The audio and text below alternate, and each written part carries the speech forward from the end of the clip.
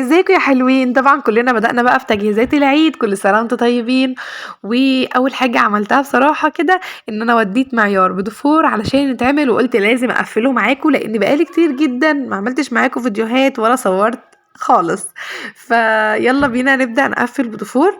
اول حاجة معياره انا وديته يتعمل عامة بره يعني، فوديت كيلو ونص دقيق وكيلو زبدة، ووديت كمان نص سكر وسبع بيضات وفانيليا. والتقفيل جبت له مربى المشمش حلوة قوي في البدفور، بقفل بيها جميلة جدا.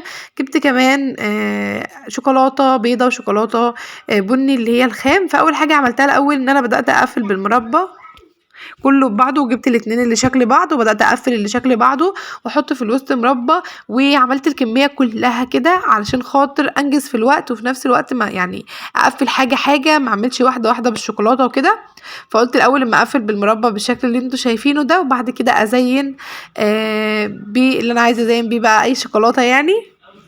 وجبت كمان فارماسيه وكده، فارماسيه الوان وفارماسيه شوكولاته، هوريكم دلوقتي. بس خليني اقول لكم بنقفل ازاي الاول.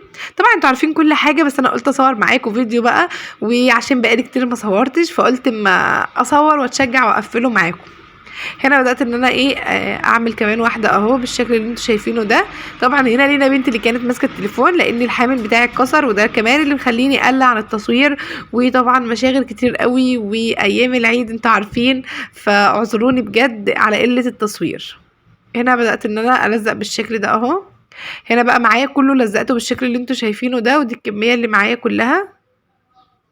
هبدأ بقى اجيب الشوكولاتة بسيحها على البوتاجاز على بخار مية، حطيت مية على البوتاجاز تغلي، وبعد كده حطيت طبق فوقها وحطيت الشوكولاتة في قلبها، بدأت تسيح زي ما انتم شايفين على البخار.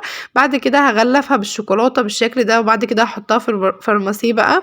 بصوا بتبقى طعمها تحفة قوي. هنا معايا الوان ومعايا بالشوكولاتة. بعد كده هحطها بقى على ستريتش او اي حاجة على الكيسة زي ما انا حاطة كده، وبدأت ان انا احطها تنشف بالشكل اللي انتوا شايفينه ده. كمان هسيح بقى الشوكولاتة البيضة زي ما انتم شايفين برضو.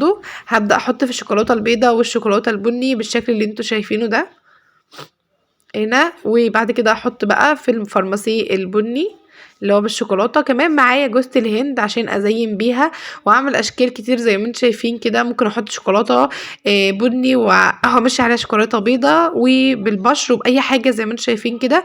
واللي بينشف معايا بشيله احطه على طول واحطه في الحاجه اللي انا احط فيها يعني. ده شكله عايزه اقول لكم طعمه روعه بجد، حلو قوي. شايفين الجمال؟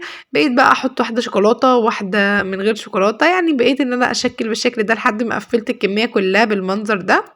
وما فضلش معايا الا دول هينشفوا واحطهم في المجمع او في الحاجه بتاعتهم. وده شكله النهائي وبعد ما تقفل، وطعمه تحفه قوي.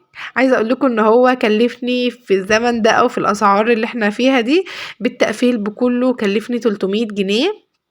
الكيلو منه اصلا بيتباع بره ب150، فهو عمل اكتر من 3 كيلو او اكتر. انا ما وزنتش الصراحه، بس هو اكتر لانه تقيل يعني في التقفيل. يعني اتمنى يكون استفدتوا من الفيديو او عجبكم.